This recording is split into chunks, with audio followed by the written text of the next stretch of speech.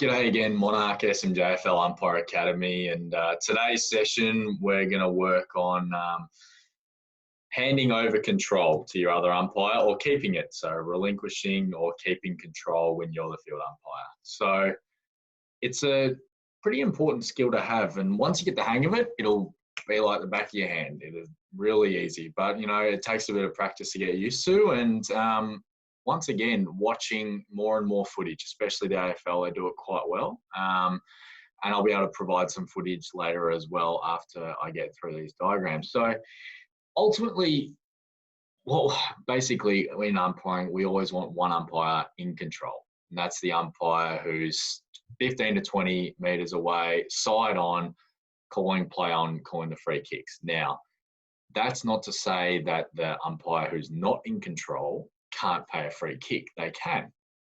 But we want these free kicks to not be the interpretational ones. So what I mean by interpretational is holding the ball where the umpire in control needs to decide, have they had prior opportunity?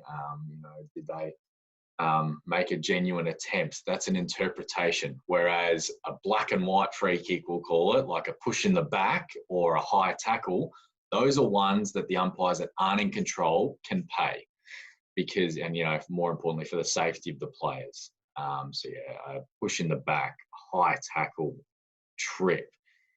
These are all the ones that we can pay as the non-controlling umpires. But as the non-controlling umpire, we don't want to be paying holding the balls or deliberate out of bounds, stuff that is interpretational, that you need to assess in your own mind. We'll leave that to the umpire in control, and then we learn from it one way or another.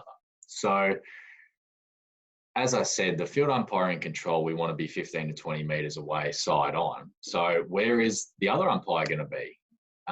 Ultimately, we want to be, as the umpire not in control, about a kick away from the other umpire. So let's say 25 metres, 25 to 30 metres, depending on the age group.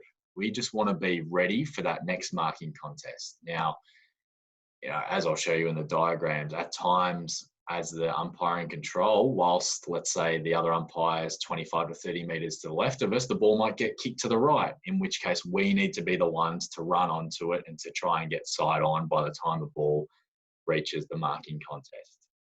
So I think it'll be easier watching some footage and me putting these diagrams to you. So let's get right into it. Okay, so the famous oval. All right, let's do it. So here is, let's say, here's the footy. We have umpire number 1 in red. We'll say red for control. Yeah, so that umpire's in control, 15 to 20 metres away, side on. And the other umpire will start, let's red for control. And the other umpire, blue, so about 20 to 25 metres away from the other umpire. So, and they've got a good angle of the contest over here as well, which is good because we want to be ready for those puts in the backs and high tackles, the not interpretational free kicks, the black and white ones. So from here, footy could go anywhere, as we've agreed upon in other tutorials. So let's just go through a few examples. So let's say the team with the footy kicks it long into their forward line in this direction. So as I described, sorry, the arrows won't go on an angle, but anyway, you get it. The footy gets kicked long that way. So in this situation, we want the umpire in control to run really hard to get side on. Oop, that's an arrow. Get side on 20 to 25 metres away. Now, the umpire who's not in control, we don't want them to just be up the other end of the ground guarding grass. They do and need to play a role here. So, same thing. We want them to get 20 to 25 metres away from the other umpire. You need to push down with your mate. That's the essence of what we're trying to do here. So this umpire will go to there. Hang on, let's make this a bit easier. Right? 20 to 25 metres away from their mate. So blue for blue arrow. So this umpire's run down. And then Silly thing. Blue. And this umpire's moved down as well. So the same pattern. We want to be almost mirroring our umpire that's in control. Now, let's go back to your starting positions. Now is where we learn about giving or relinquishing control or keeping it. So in this scenario, let's say the footy goes over, let's make it black.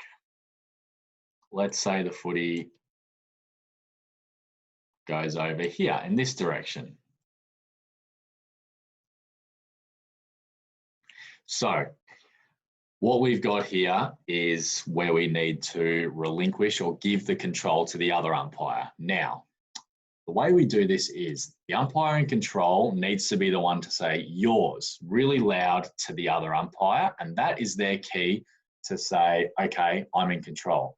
Now, to acknowledge that you've heard the call from the umpire in control, two things you can do. One is say, yep, mine, and the other thing is to tap your chest on this side, the side that the umpire is on.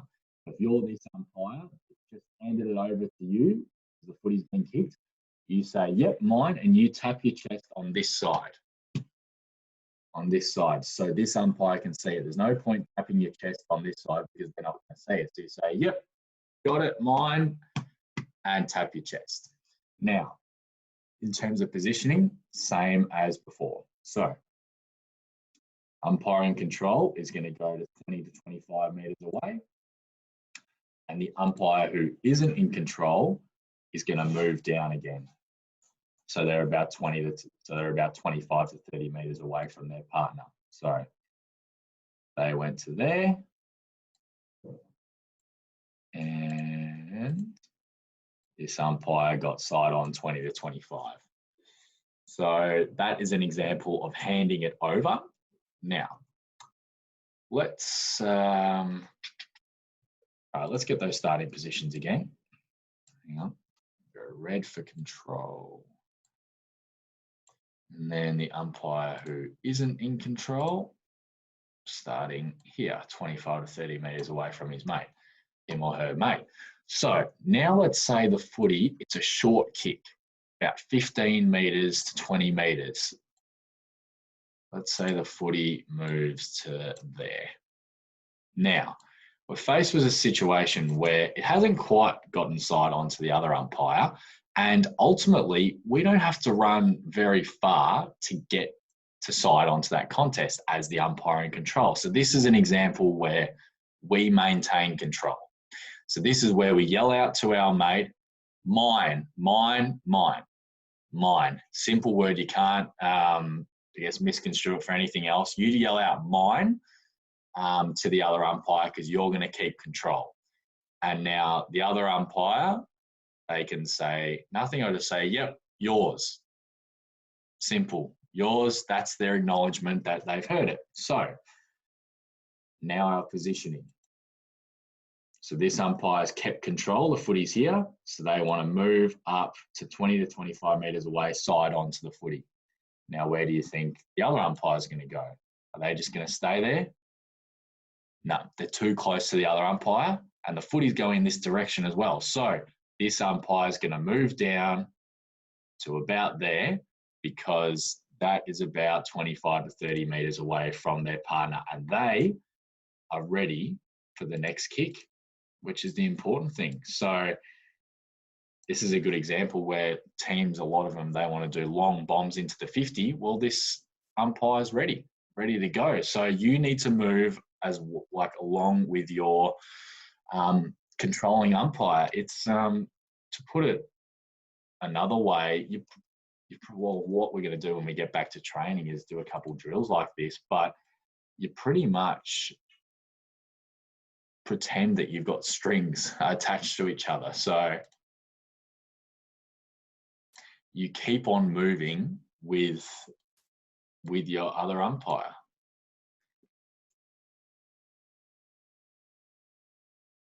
So if it seems silly, but if the ball gets kicked up here, you move along with it. If the ball kicks up here, you move along with them. So you want to keep that 25 to 30 meters away. And every kick, you want to be communicating to your other umpire who's got control.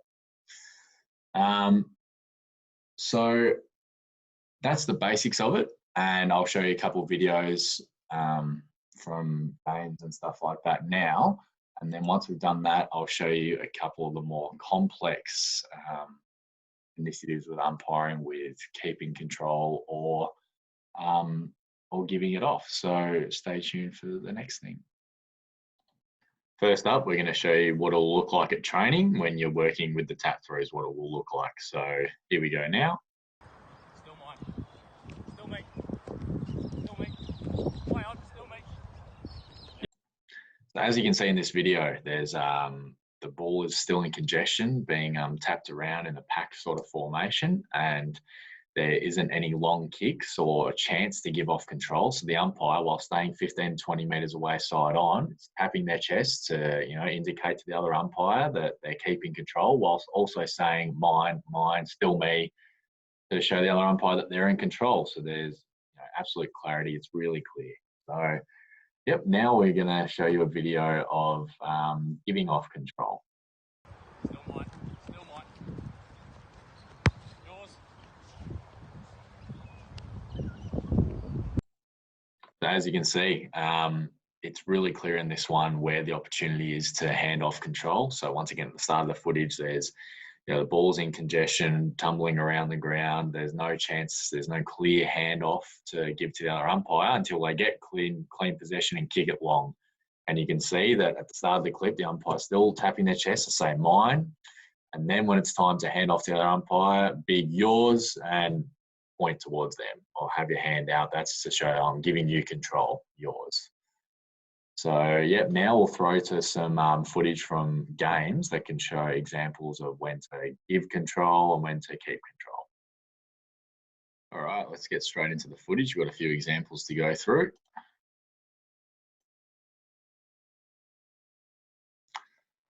Alrighty, so I'll play it and then we'll go back and talk through it.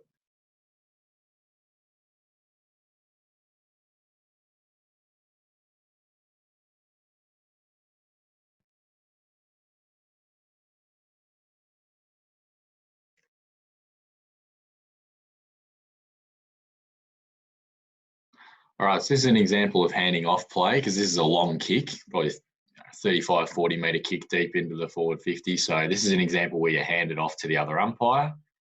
Hard to see because they're in grey, but you'll see here. So see, umpire number one is in the right position, 15 to 20 metres away, side on, hands over to the other umpire who's deep in the pocket. So that's a real simple example of handing off play. Next up.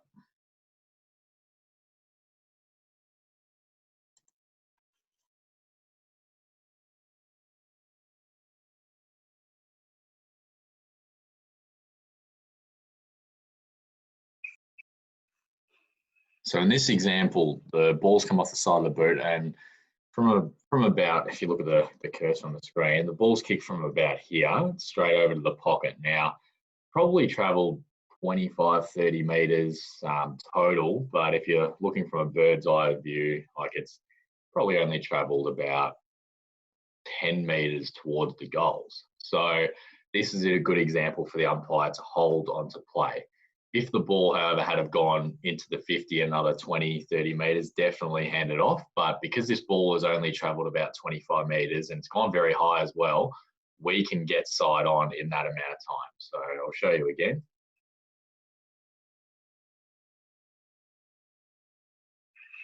Ball's kicked from here. See, it's only traveled about not even 25 meters. So that's an example where an umpire can hold on to play because they can get side on to the marking contest. Next one.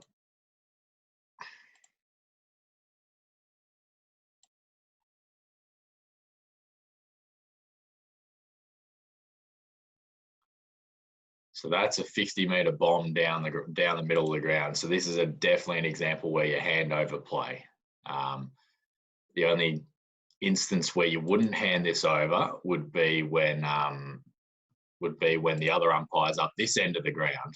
But in this example, we've got one umpire here who's in control and the other umpire's to the left of screen in the forward 50. So big kick, hand it off to the other umpire, yelling yours. In the example where, let's say, the umpire wasn't up here in this forward 50, we'd need to run really hard to try and get side on and keep up with the play. Next one.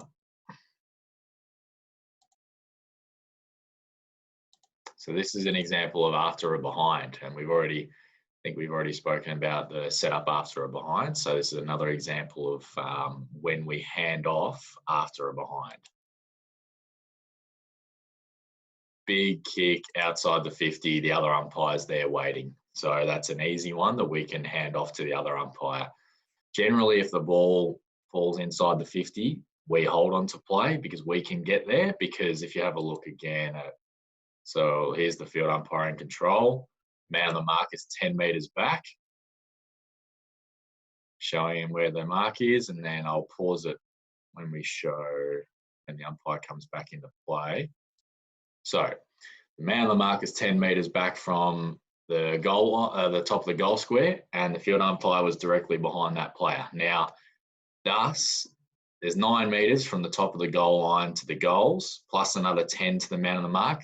That means that the field umpire is about between 20 to 25 meters out already. So if the ball falls inside the 50 from a kick out, we should be able to hold that and keep control, yelling mine, mine, and tapping your chest. But this is an example where it goes outside the 50, so we need to hand it over because, as you saw before, look at the perfect position our other umpire's in, directly side on 15 to 20 metres away. And our last one, so there's a few kicks here, a few different ones, so I'll play it and then I'll commentate when we do it, when we watch it again. So I'll let you watch it through first.